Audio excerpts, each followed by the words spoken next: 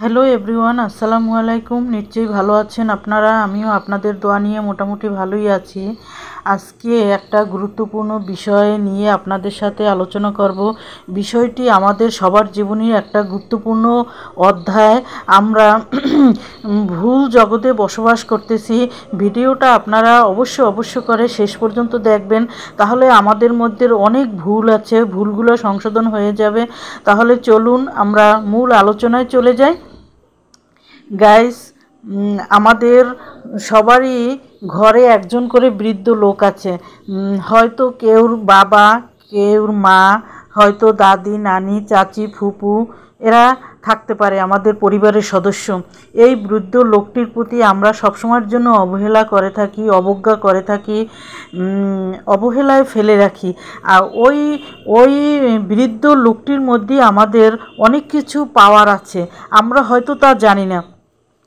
আমরা মনে করি কি মা বাবা বুড়ো আছে, তাকে সেবা যত্ন করতে হবে, কিন্তু আমরা জানি আমাদের সেবা যত্ন করা একান্তই কিন্তু জরুরি।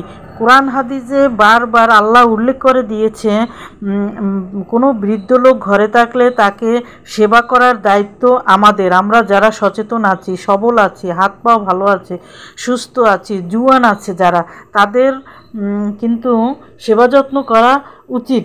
কিন্তু আমরা মনে করি কি, যেই মায়ের ছেলে বড় হয়েছে, কামাই রোজগার করে মা বাপকে খাওয়াচ্ছে, তারা মনে করে কি কামাই করে খাওয়ালেই সেবা যত্ন হয়ে যায়। নো নেভার, কখনোই হয় না। মা বাবার সেবা যত্ন আপনারা আদায় করে নেন। এমন ছেলে আছে আমার চোখে দেখা, আমি কোনোদিনও দেখি নাই কোনো ছেলে বড় হওয়ার পর কোনো একদিন তার মা বাবাকে নিজের হাত দিয়ে সেবা করেছে, যত্ন করেছে। একদিনও কি আপনি আপনার মায়ের কাপড় ধুয়ে দিয়েছেন?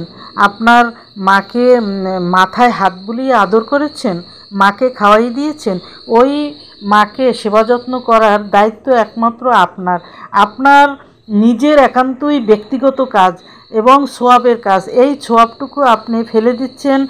ঘরে কাজের লোক আছে, ঘরে বউ আছে, ঘরে মেয়ে আছে, তারা করবে, আমার করার প্রয়োজন নাই। কিন্তু আপনি কিন্তু সোয়াব থেকে বঞ্চিত হচ্ছেন, পরকালের সোয়াব থেকে বঞ্চিত হচ্ছেন। ওই বৃদ্ধ লোকটির কাছ থেকে আপনি সোয়াব আদায় করে নিন।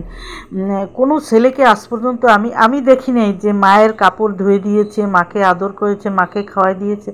যদি না করেন, আজকে আমার ভিডিও দেখে ভাইয়া অবশ্য করে অফিসে থাকতেই আপনি নিজে প্রতিজ্ঞা করেন আজকে, যে আমি আজকে বাসায় যে আমার মাকে আদর করব। মাকে কামাই করে খাওয়ালেই মা খুশি হয় না। মাকে যদি আপনি ভালোবাসেন, আদর করেন, ওই মা মন থেকে দোয়া করলে আল্লাহর দরবারে